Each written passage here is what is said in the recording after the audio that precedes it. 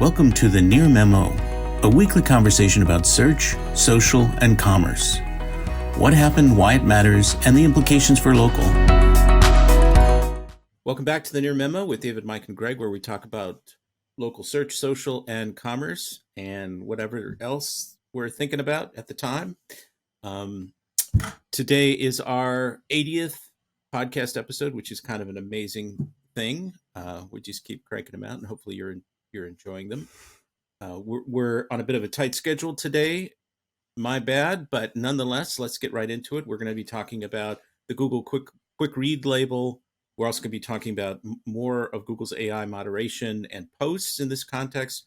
And then we're going to be talking about the SEO failures of some Google challengers in local. So I'm going to lead off with the Quick Read. I'm going to quickly lead off with the Quick Read label, which Brody Clark discovered, I believe, this week. And it's in the SERP, Google is putting Quick Read underneath the description of the URL. And I don't know if that has a designation of, X minutes or less. It probably does. It was 5 minutes or less. It was 5 minutes. Okay. And so there's been some discussion about whether or not this is going to lead to clicks and whether ultimately Google will rank anything on the basis of this. I mean, it's a test clearly, and Google hasn't rolled anything out. But it was kind of fascinating to me in the context of the helpful content update. So I'm seeing a number of things that Google is doing through the lens of a lot of the criticism that Google has received over the last 24 months. The results have gone downhill.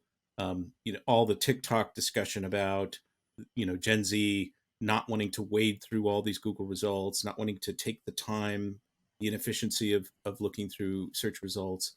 And so the inauthenticity of search results.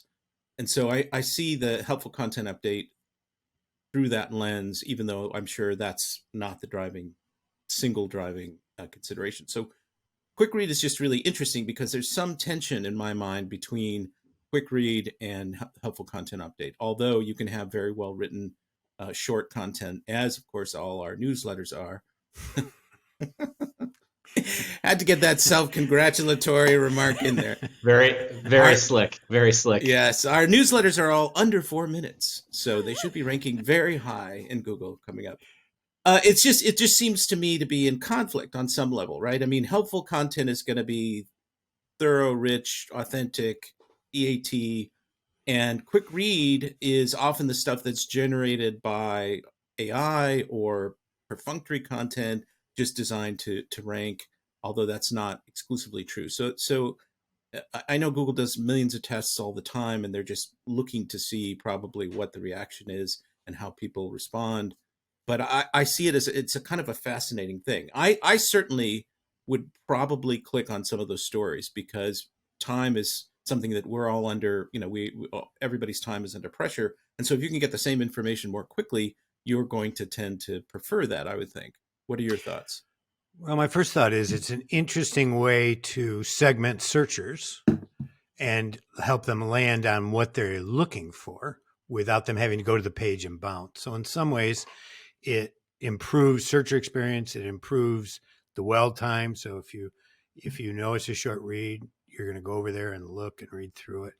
Well, assuming that there's some substance there, because they might go to it, see nothing and bounce on that. Exactly. Page. You wonder. It's like I'm certainly hopeful that it impacts restaurant or cooking reviews, which have become totally useless, right? Oh my God. War and peace. But so it's not clear whether it's a positive or negative. It's not clear to me what segment of the population it appeals to. I mean, it could be like you, that many people just want to get in, get out and be done with it. And being alerted to that is a helpful thing that would help the website and help the user.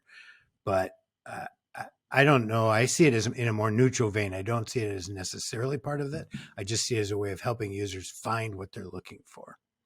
But don't you think that there's going to be a bias in almost every single case, except for somebody who, is doing very self-consciously doing, more extensive doing their own research?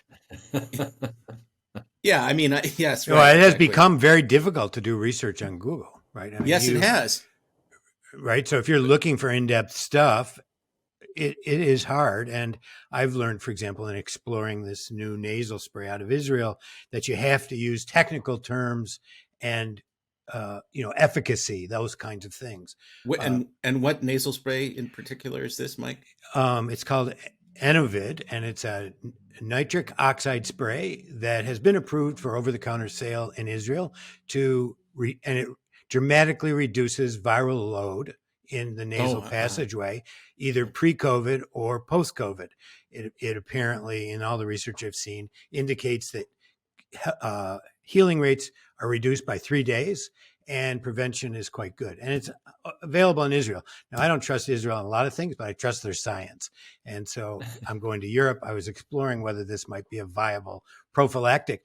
And I didn't want a quick read. I wanted the research. I wanted to see the stage 3 research. And it was hard. I had to rejigger my queries repeatedly with more and more technical phrases to get to the real substance.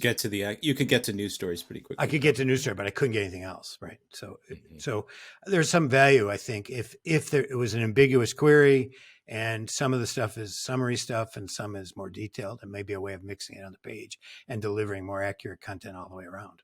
And Thank you to our sponsor, Novartis. Right. I was going to say, stay tuned for our spin-off podcast, Dr. Mike. Yes, that's right. Ask Dr. Mike. Exactly. I've read more science over the last 2 years than I read my whole life.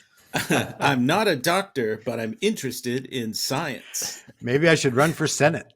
Yes, indeed. That's right. All right. Okay, David. I was just going to say that in all seriousness, that I think you bring up a good point, that there might be a flip side of this as well, like quick read or in-depth read.